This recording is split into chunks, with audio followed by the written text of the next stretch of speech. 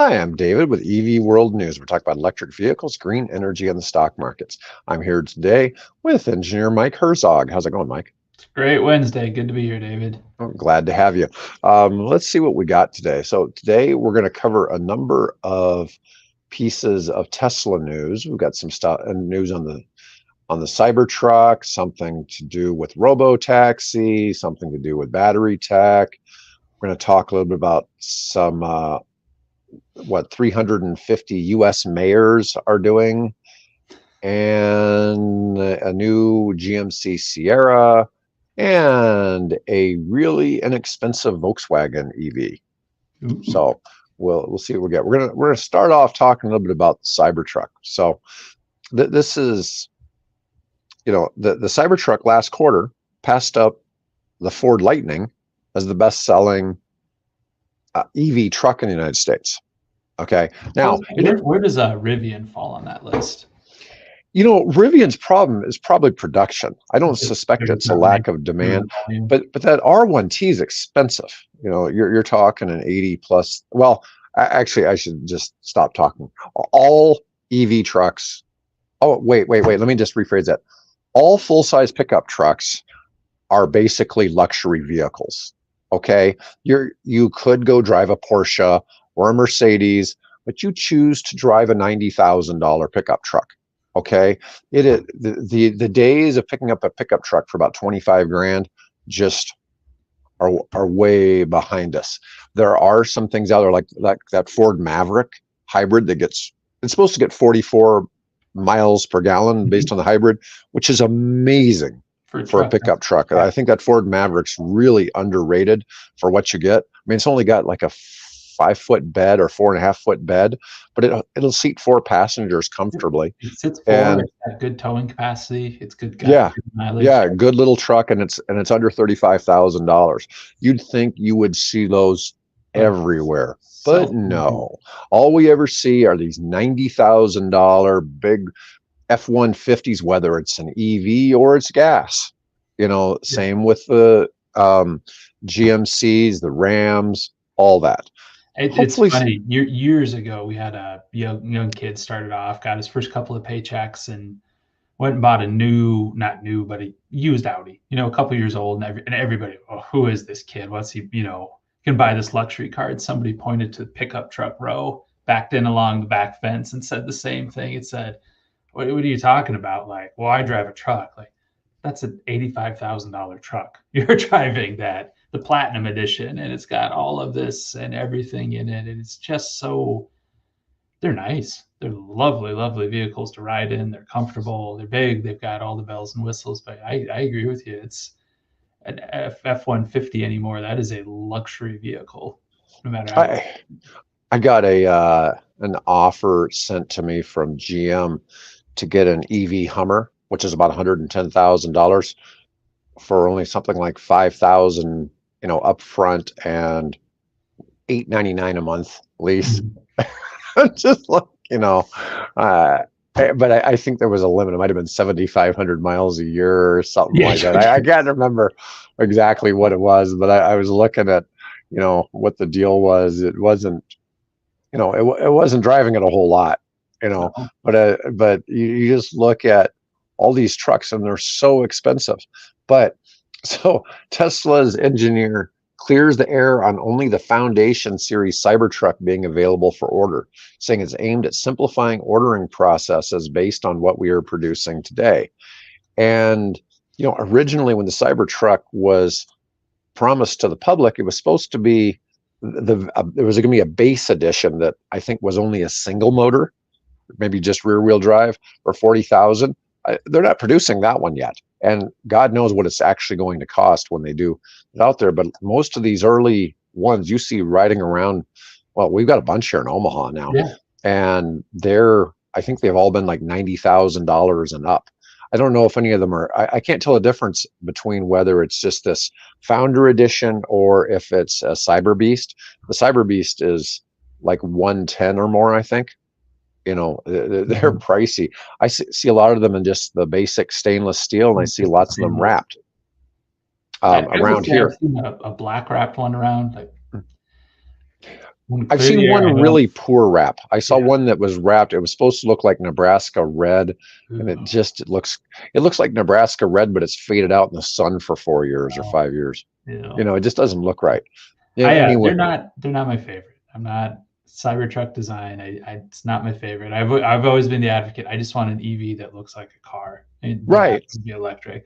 However, I will say every time we see a Cybertruck, like my kids get excited about it, like, ooh, Cybertruck, so it does. I do the same thing, like, hey, Cybertruck, like, Yeah. it's unique enough. It builds the buzz. I'm not going to go as far as say, oh, it's real cool. Like I'm not on the Cybertruck bandwagon, but like in the grand scheme of Elon Musk's schemings and what he does, like he built a whole lot of interest. He added a It seems wow more like a factor to it. SpaceX edition than it Yeah. seems like a Tesla, right? It seems like Mhm. something more you'd use for outer space exploration. Yeah. Yeah, I mean, It's buzz. He creates buzz with it, and it's so far as much as people like to pick it apart. I bet it's what 5 to 1, 10 to 1 negative articles versus something positive about a Cybertruck. Like oh yeah, you see it all the time. Oh man, not Musk gets performing so bad. much It's hate. not performing badly. You Yeah, it you had a couple of software recalls, but you everything know does. you can't be pro. I'm amazed the amount of hate he gets for being so pro free speech. Mhm. Yeah. I think he's one of the greatest people. He's a little weird. Okay. I actually did listen to his big interview he did a couple days ago, and I Mhm. don't think he's a very good interviewer. Okay, that's not the That business he can be needs to be in. fair. Fair He enough. should have let somebody else do that interview, but it was supposed to just be a conversation Yeah. between him and another guy.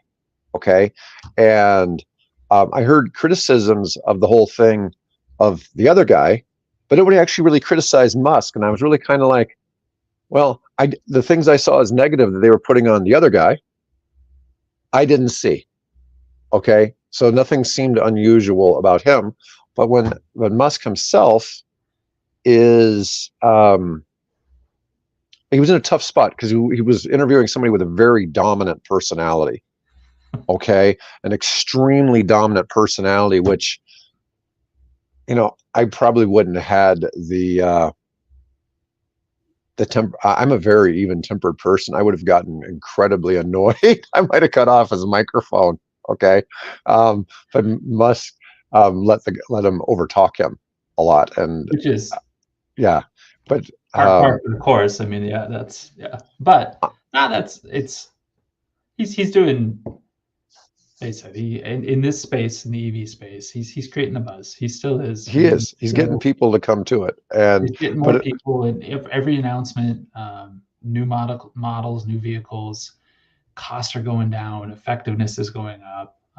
It's just from that aspect, it built the market, built the industry as it stands today. well, let me see what we've got here. So you got an all-wheel drive variant at $100,000 and the Cyber Beast at $120,000. And a third variant is supposed to just be rear-wheel drive starting at $61,000 to be available next year. But that was the $40,000 version when they first started taking pre-orders. They first started taking pre-orders almost 4 years ago. So, I can see some of that with the supply chain was so different 4 years ago. mhm. I mean, costs go up. I mean, I can definitely see a piece of that. Does it say what the wait time is on any of those? Or giving any? Let's see here. No, it's not giving. I don't know where the wait list is at anymore. If they're still backfilling, or if new orders you can get within a year, or where any of that sits. Well, here's the problem is that they had initially like 2 million pre-orders. Okay, and they filled like less than 20,000. So, or I could be off on those numbers. Okay, I'm pulling those numbers. I It's a just lot kind of of orders, not a lot of fulfillment yet. yeah. There's not been a lot of fulfillment. It was enough that they delivered more EV trucks, more Cybertrucks than Ford delivered F-150 Lightnings. So they're certainly being able to produce. Okay, But Ford doesn't have the demand for the Lightning, even though Lightning's a great looking vehicle. No question, Ford makes nice looking trucks. Okay, you can't argue that. Whether you like gas vehicles, electric vehicles, whatever. My biggest complaint about electric vehicles has always been that the manufacturers made them to be ugly. Okay, well, Ford isn't doing that anymore, and so the Mach-E, and which they should never have named Mustang. That's kind of disrespectful in my opinion. But the Mach-E and the F-150 are beautiful cars, and the Cybertruck's definitely doesn't really look like anything. You don't even realize it's a truck, really. It's just this unusual looking vehicle going down the road. Because you don't even see the bed, back on it when it's going down. But cover on the back of it. yeah, I'm sure that this is the problem. The only people who are getting them are the ones who are shelling out the $100,000 at the moment. They're filling those, and then eventually they'll go and start filling some of the cheaper ones. The cheaper pre-order. But Lord knows when that'll be. Yeah. I mean, it's such a huge demand. I will say something that was kind of interesting about hearing that interview. Trump really doesn't know much about electric vehicles. Okay, because he was telling Elon he should put solar panels on some things that he thought that would be a good idea. And it's like, oh God, wait till you hear about Aptera. Bill and I are huge fans of Aptera, and they claim they don't need anybody's money, but they're still not manufacturing, and they have crazy amounts. I know people who've pre-ordered them, and I don't know really what to think. I mean, I think they're beyond 100,000 pre-orders, and I still think somebody like an Apple, somebody that's not necessarily a car maker, but could fund that, because the market's there to do this. I did a nice piece on Canoe about a week or two, in the last couple of weeks. Nice. And I got a little bit of hate over that. And then I haven't heard anything about Canoe in ages. So the big deal with Canoe is they spent twice as much on the CEO's private jet rides as they did in revenue. I mean, that's just not a good look, right? Not the optics on that aren't great. I mean, couldn't he have just flown first class? I mean, it just doesn't seem like they're doing that much. That his time was, like his schedule was that important when you're only making, you're not really making any production vehicles. I mean, I keep seeing pictures of them configured, looking like U.S. Postal Service vehicles. We know they delivered something to NASA and some stuff like that. They're not really doing any deliveries, and it's really annoying. Somebody else did a hit piece on them just yesterday or the day before. They were talking about how the stock went from like $500 down to $160, and yeah, it's just not a good look. But somebody stepped forward and pledged $100 million commitment into making Canoe go forward. Well, my whole thing is, get rid of that CEO. That CEO may not be making the best decisions. Maybe not. Maybe he just made one bad decision, but it really was just a bad look. Okay. But that being said, I think they're another company that would be great for somebody to acquire. But I think a legacy car maker should acquire Canoe. I've heard people say Tesla should, and it's like, well, I could kind of see that, but Musk doesn't strike me as the type of person. He likes kind of doing everything from scratch.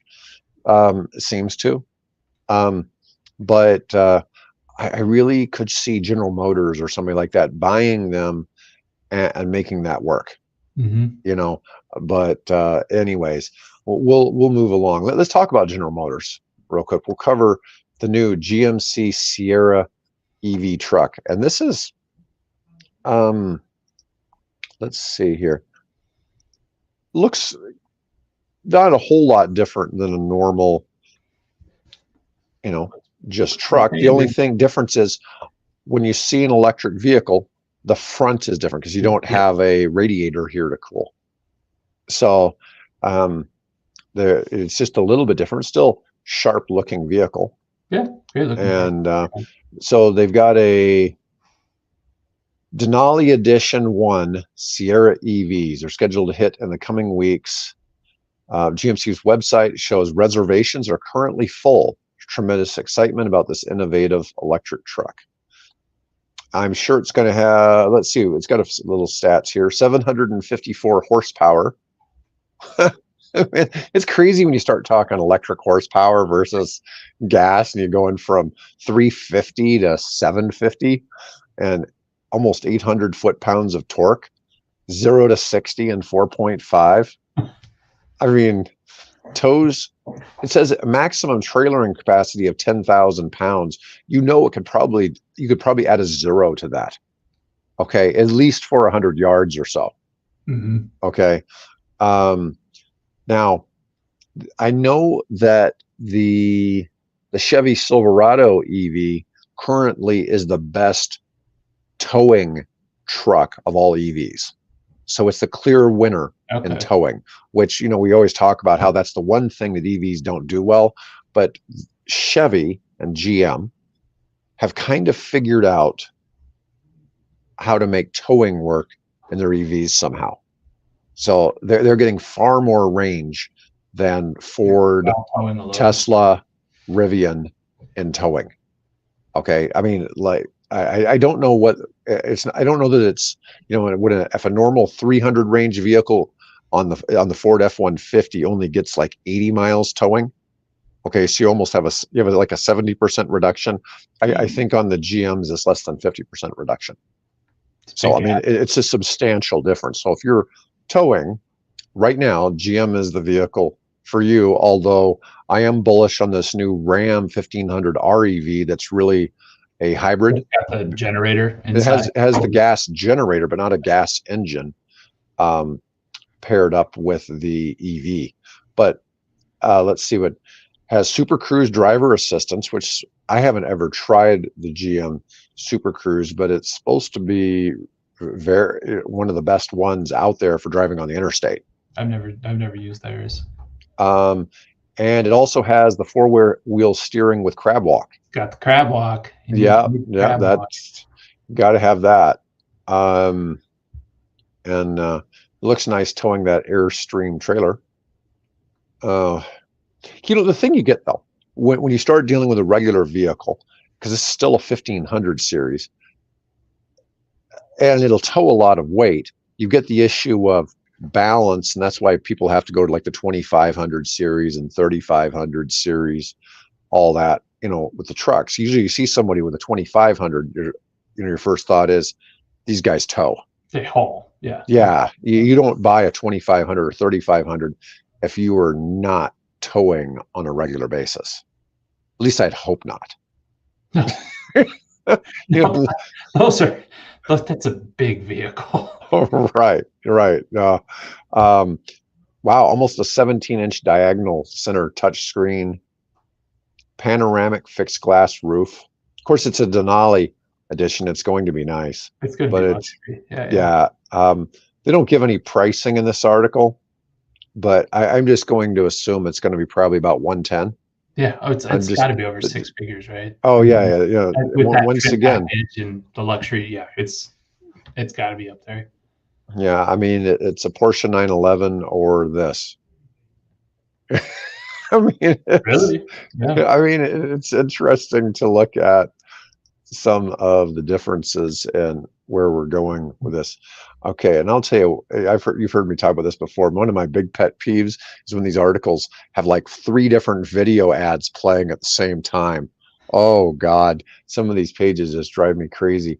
Our next topic, we're going to talk a little bit about, so Robotaxi plans face fresh competition as a Chinese firm called WeRide which is one word, WeRide, receives approval to test driverless vehicles with passengers in California. So there are more and more companies hitting this space. So WeRide is a Chinese autonomous driving startup. They must be well funded if they're going to go ahead and do it over in the U.S. They're good, but they're going to do a U.S. IPO. They're looking to raise about 120 million, according to filing with the SEC. But let me see. The California Public Utilities Commission has granted WeRide a permit to test. It's valid for 3 years. They can operate in San Jose and nearby areas with both manned and unmanned test vehicles. It's not permitted to offer rides to the general public or charge any fare. So it's simply testing. They have permission to get out on the road. Let's so what see. vehicles are they using? Let me see if it gives any examples of their vehicle. It didn't give anything. We ride cars. I'm gonna pop this up on the screen here. I'm trying to make it look exciting. Let's see. Give it a second. Oh, I guess they got a number of different things. Wow, look at all the sensors around these things. Apparently in China, they've got quite a few things going on. Full bus. So here we see a basic, SUV. And then we see some as a bus. Yeah, so they've got some different designs. Oh, there was some there. Oh, these are street sweepers. Wow. Coming along here. Let me see. Robotaxi. Oh, Robotaxi, Robobus. Cool. I've never heard of them before.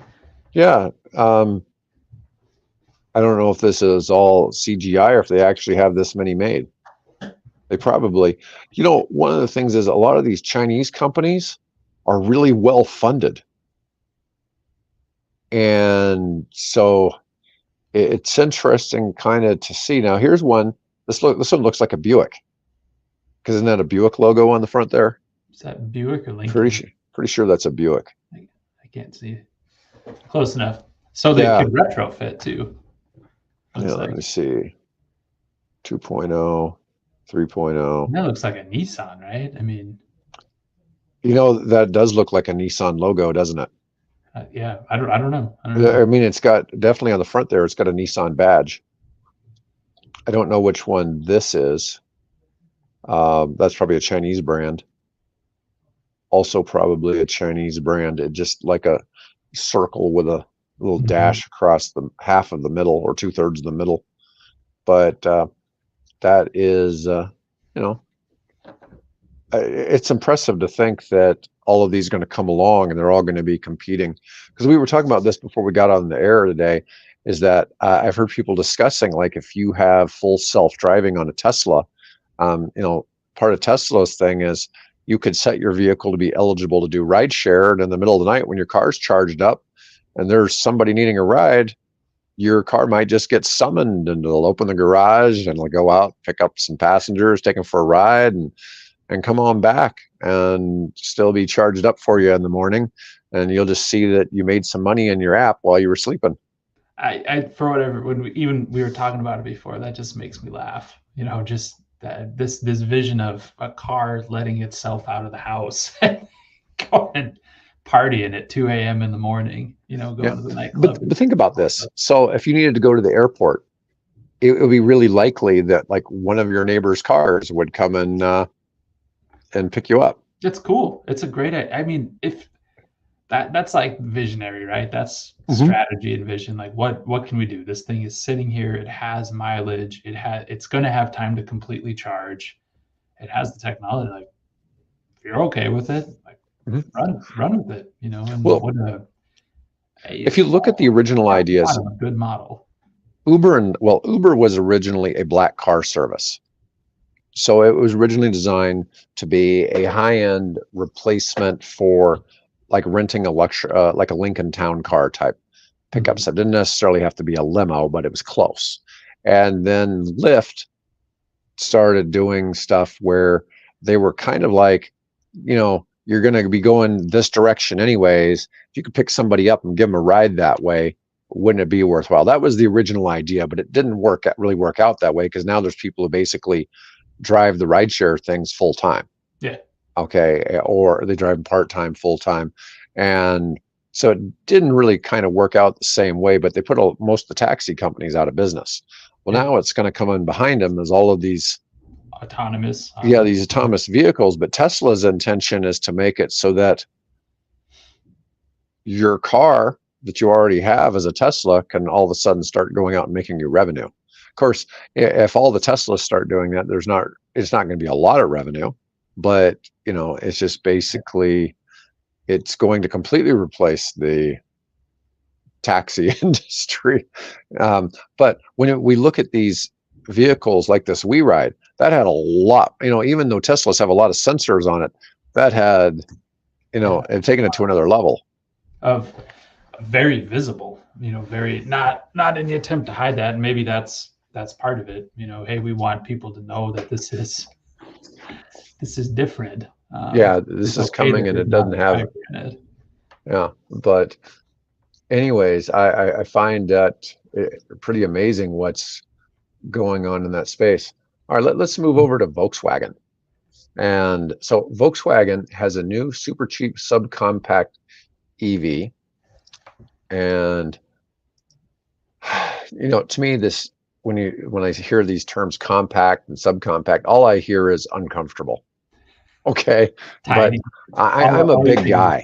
Okay, it's hard to realize how large of a human I am just on camera, because I'm 6'3", 250, and it's just it's different to see. But here we have this. It's going to be called the Volkswagen ID.1, and once again, I got a million ads running. But let's see what we get here for. See if I can blow this up a little bit. So these are actually renderings. It's really amazing how good rendering pictures are now with AI and everything. Yeah.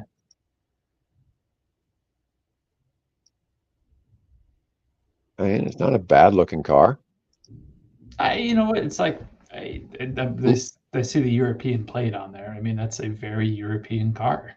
Yeah. I mean, you can see that in the streets in any metro European city. This one doesn't even look like an EV, because if you look at the front of it there, it doesn't, it's not solid like a lot of EVs. So it actually could have some airflow there, or perhaps that's the watermark, but it looks like it's a little less solid. But the plan is for it to cost less than 22,000 US, which is 20,000 euros. And should be a reality by the second half of the decade. Well, that mean 2026.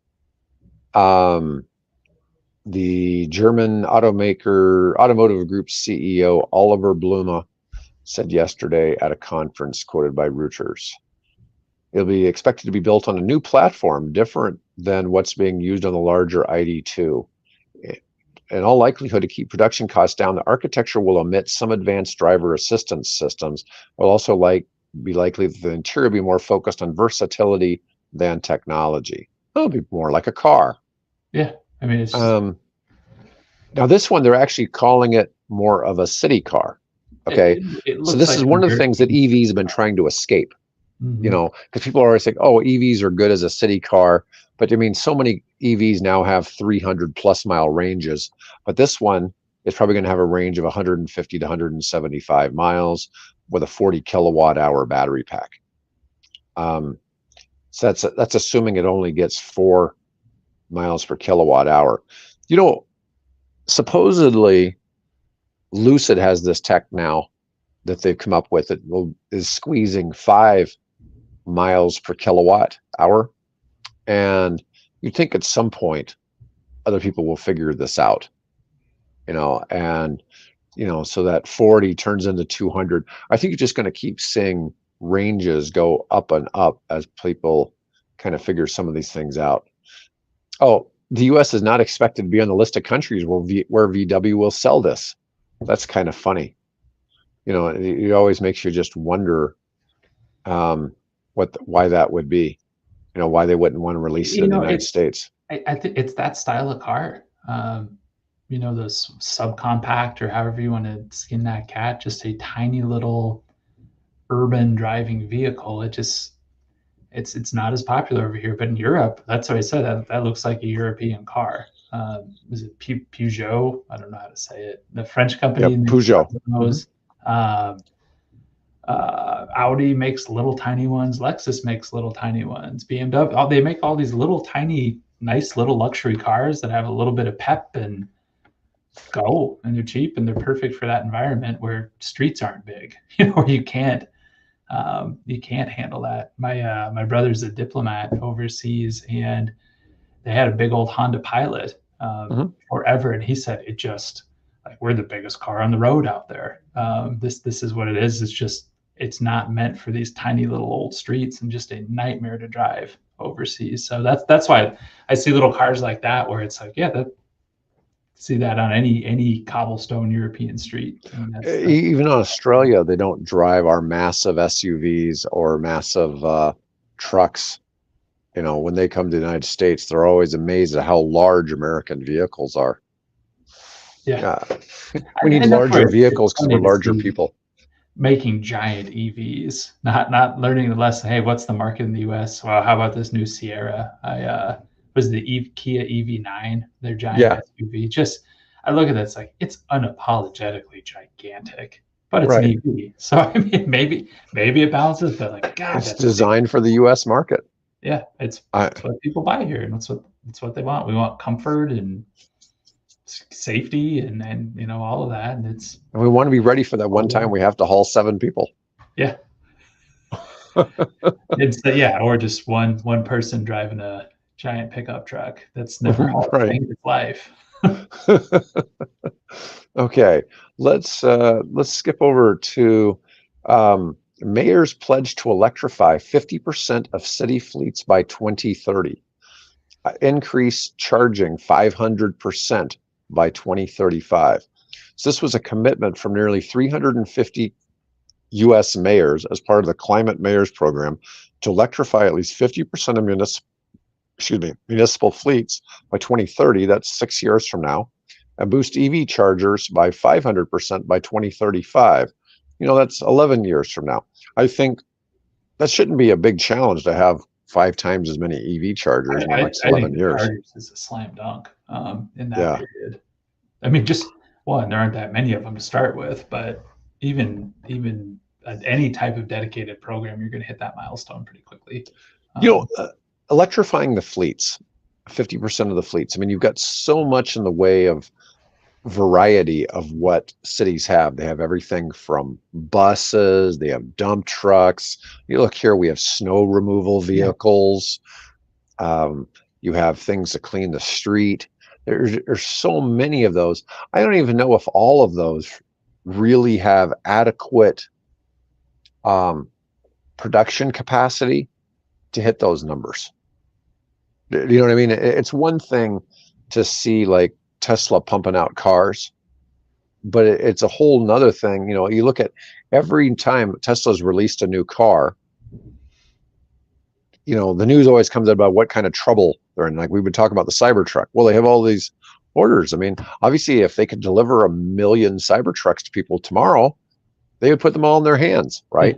But it just doesn't happen like that. It's just like they've got tens of thousands of orders for the Tesla Semi. It's going to take a long time for them to ever put those out to the market. Yeah. Okay. But, that's one of the challenges here, and especially here in the US, when you have the big 3 automakers dragging their heels on really trying to deliver electric vehicles. Ford is doing a lot with their Pro division, but you see a lot of separate companies like Mullen Automotive makes nothing but, basically commercial EVs. Mm-hmm. And they're starting to deliver some, but it's a challenge to get all those to these various cities. Yeah, and I've seen, so I see a lot of this from cities and what they're asking for, and it's very, very common. People request, like, help us electrify our fleet. What are our use cases? And it's just what you said. So much. When you think of a city vehicle, you think, okay, meter reader, something like that, or a business type car. Here we're going to go deliver. We're going to, run inspections, whatever that is. But city fleets are huge and big vehicles. So I think there is an opportunity because, one, if anything, most city use cases, like, it's a very defined daily pattern. So I mean, you can really, like, okay, this vehicle this EV meets the needs or it doesn't meet the needs of what do I want to do. So it's not like you and me where, you know, maybe I do need to go down to Kansas City. Like, no, we're in Omaha. If it's a city vehicle, it's going to drive in Omaha. That's where it's going to go, and that's what's going to happen with it. So it's a flip, right? I mean, on one hand, it's perfect. It's captive. It parks in the same place every night. It parks in a secure facility that you can adjust or, you know, build charging networks in it if you want to. It probably drives about the same mileage every day, or has a very defined cap on the amount of mileage it's going to cover every day. But on the same hand, I've talk to people at cities go before, and this is a big concern in this space. If it's an emergency, like nobody is in the space of trusting EVs right now. It's like, if I need that vehicle to go and I need no ifs, ands, or buts about it, like, we're going to buy gas, we're going to buy diesel.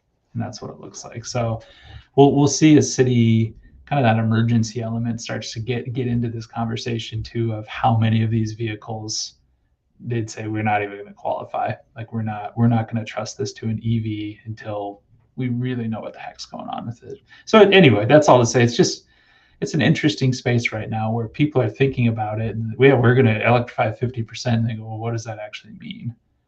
Well, you know, if you let's take a use case. So let's look at like law enforcement. So your average police officer on an 8-hour shift probably drives 100 to 200 miles. Okay, that's really in the sweet spot. But then, if that vehicle is then being put on a level 2 charger, then it has to sit there for a few hours, right? Yep. So that means that vehicle is not available to go right to the next shift. So the next shift has to skip using that vehicle. If that was a situation where they would normally keep rotating out the cars, I don't know how common that really is. But then if you looked at like highway patrolmen, who on an 8-hour shift probably drive 200 to as much as 500 miles, maybe an EV doesn't fit. Maybe that doesn't work. Yeah. You know, it's really a different, a little bit of a different situation. Or they adjust the distances that maybe a highway patrolman might drive, and you know, but like you're saying, they should know pretty much, like, hey, if you work this district, this is how many miles you're going to be driving that car. Now, they may not really track that at this point, but EVs would definitely track that, because EVs are all about analytics. You've got a data capture machine. That's one of the things people hate about, you know, they always think, well, it's the Chinese collecting the data or something like that, you know, because if you got a Chinese battery in your car, it's sending all the data back to China somehow. But the other huge one with any fleet, and any fleet operator will tell you, it's idling. And any way where you can cut down on idling time and that passive gas burn, like those are huge, you know, big juicy meatballs to reduce costs and your O&M costs for any fleet. Because guys and gals, they don't turn their trucks off.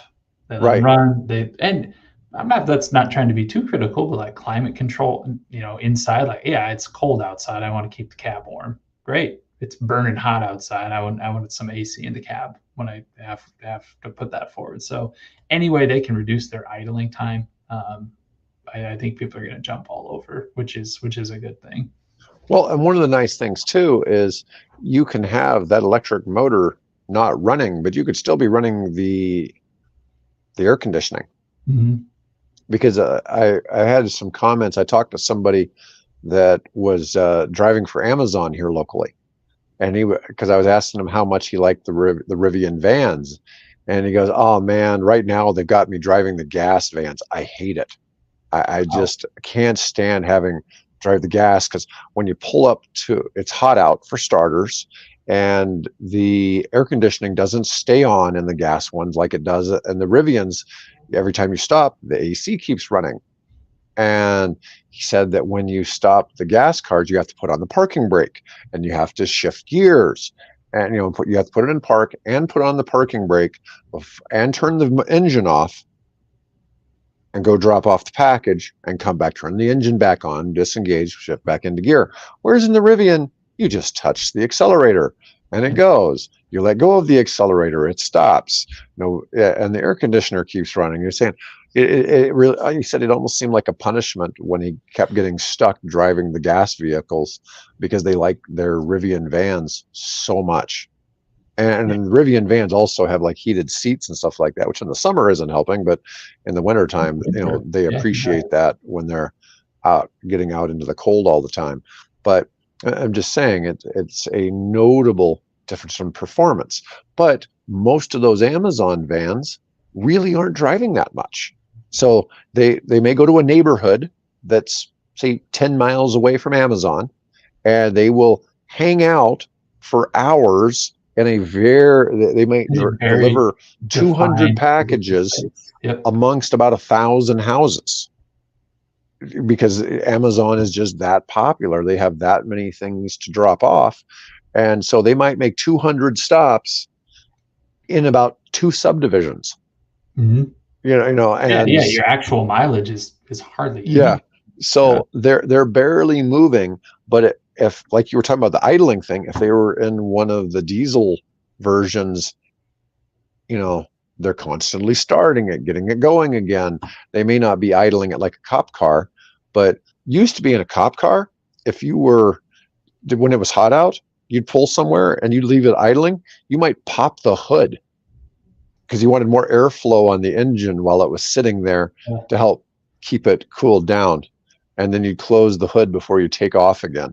I don't think they do that anymore, but that used to be a thing 30 years ago. So I'll just tell you, I can't imagine what that's like. But 350 city mayors is a pretty big number. I wonder if, of course, it doesn't give me a breakdown of the mayors. The article doesn't. I'd be really curious if any of our Nebraska mayors, you'd probably find out it'd be somebody like Plattsmouth or something like that. But I wouldn't be surprised. I know Omaha is looking. Their climate action plan was just published, and they're looking at that stuff. That deep of a bench of mayors. I bet we've got a handful around here. All right. So my last topic for today is Tesla patents a novel material that says extends longevity of EV battery cells, so it'll improve cycle lifetimes and capacity retention. Now, that where this plays into effect, if you were to buy a Tesla standard range vehicle, they basically claim your battery should last, they expect it to last for 300,000 miles. Now, you get defective batteries, and they have a 120,000 mile warranty, 8 years, 120,000 miles on most of those. Some of them it's only 100,000, some of it's 120,000. And then when you get into like the Model X and the Model S, it's 150,000. And Rivian does 175. So you have these various warranties on the batteries, but they expect a standard range to actually last for about 300,000 miles and a long range battery to last for about 450,000 miles. Wow. That's a pretty long lifespan when you think about it. And there's a lot of Tesla taxis out there that have exceeded those battery lives on their first batteries, and so, but on the flip side, I know people that own Teslas, and a lot of them had batteries changed under warranty. I've not known anybody that had a battery change after warranty. So, but I did have somebody who had one, like on a Model X with 150,000 mile range. I think he had one replaced at 140,000 miles. So he had a lot of miles on it before he had a battery failure and got a replacement battery. Think of vehicles in your life that you put that many miles on, or gone through. Like 300,000 miles is a lot. You got to think about what you're doing to the body and all the ancillary stuff. I know EVs don't have as many moving parts, but something else is going to go bad before that battery. Right. You have to imagine an axle, something like that at 300. I guess they don't have axles, but I love to scare Bill. Before I moved here, almost all of my vehicles. So I've ran vehicles into the ground here. But when I lived in Tennessee, I would drive them until somebody hit me and totaled my vehicle out, because accidents are that common. There was always somebody out there just lurking, ready to cause an accident. And our accident rates here in Nebraska are so low in Omaha compared to Memphis My car insurance rates for me and my kids cut in half when I moved to Omaha. In Nebraska. When I came to Nebraska from Tennessee, or this was from Memphis specifically, and Memphis has, in Tennessee itself, I remember one street in Memphis, 5 intersections on that street were in the 10 worst intersections in all of Tennessee. So it really was a Memphis thing. This wouldn't apply to like Nashville or Chattanooga or something like that. It was definitely a Memphis thing. And I don't know. I even think though when you're here in Omaha, I think there's a difference in people who, as you get up to, if you stay south of I-80, drivers are much better. And then they're not quite as good between I-80 and Dodge. And then when you get up north of Dodge, they pretty much lose their mind. And, so as long as you aren't driving much north of Dodge, there's not much chance of getting in an accident in Omaha, and if you stay south of Dodge, it's pretty hard. You just really don't see them. So it's just different. And I don't see accidents here that much. I used to see accidents all the time. I even see people cutting through traffic and slamming into the side of somebody's car, trying to make room for them to get down the freeway and stuff like that. I've never seen anybody do that here. I haven't seen that around here. Okay. No, I'm knocking on wood too, because I don't want to see that around here. Yeah. And to be fair, those were probably stolen. Okay. They probably didn't own those cars, so they probably didn't care. But I'm just saying, it's like you hear the expression, drive it like you stole it. I've seen that. I've seen that in action. Okay. Here, not so much. But anyways, back to the battery story. Obviously, a lot of people's big hang up with EVs is battery life. I see people all the time. They think your batteries are going to be useless after 50,000 miles. They really have this belief that somehow batteries just don't last like gas cars. Or I see these things like, what is it? Electric vehicles are disposable. It's like, what is that supposed to mean? Disposable. It's like, how are they disposable? Literally a durable good. Yeah. It's not meant to be that. I'm trying to think, like, I always look back to parallels of like your cell phone. That's one of the newer technologies that we rely a battery on. It's right. Battery. And how many, everybody's got a story, right? Oh, my cell phone battery went bad, or it went bad early, I had to get it replaced, or know somebody who did that. But for the most part, I mean, by the time you look to replace your cell phone, or even the people that keep their cell phones for 10 years, I mean, battery life is not that big of a restriction. I mean, yeah, it goes down. You can definitely tell it goes down over time, but it's still, it still works as a cell phone 5 to 10 years later. And no, I have to plug it in every night now when I didn't used to, but like, it's not an inhibitor. I don't really worry about it, or it's not a concern. So you wonder how much of that's playing in of people who have seen that experience. Are like, God, every cell phone I get, it's the battery that goes bad first. So that projection is, hey, this electric car, it's another battery powered thing. It's going to go bad on me first.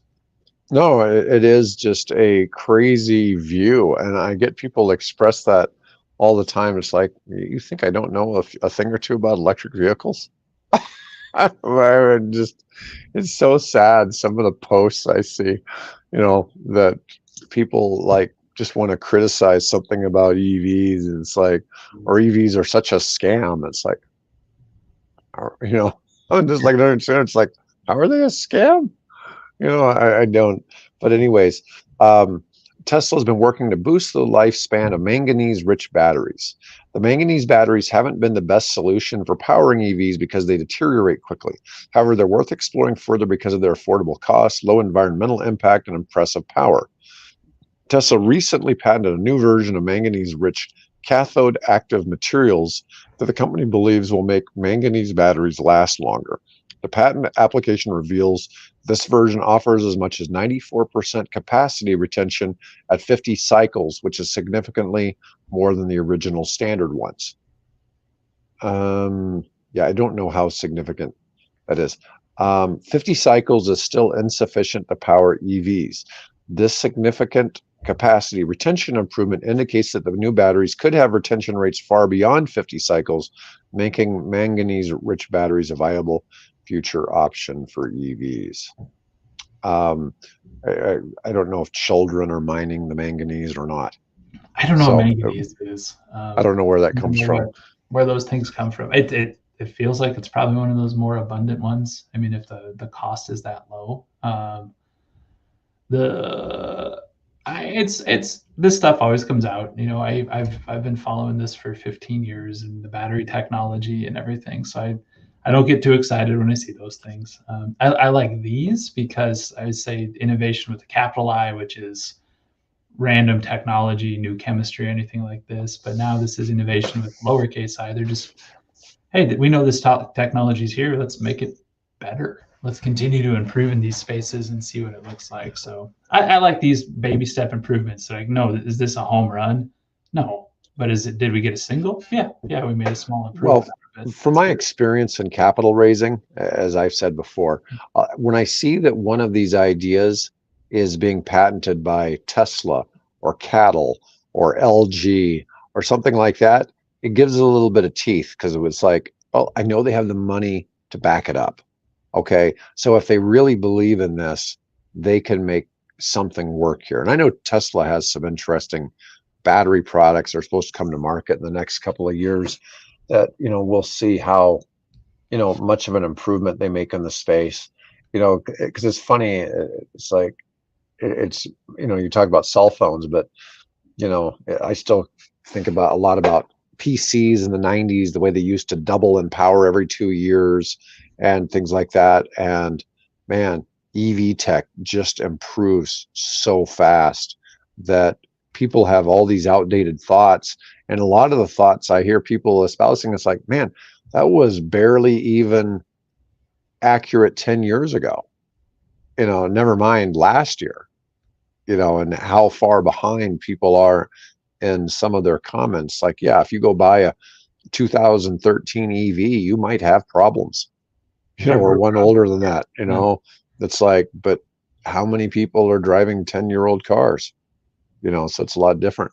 Anyways, Mike, that was all I had for topics today, unless you had anything else. I don't think so. Anyways, folks, I appreciate folks listening in, and please let us know in the comments if there's something you'd like to see in the future. Otherwise, Mike will be back with me next week. Yep. Okay.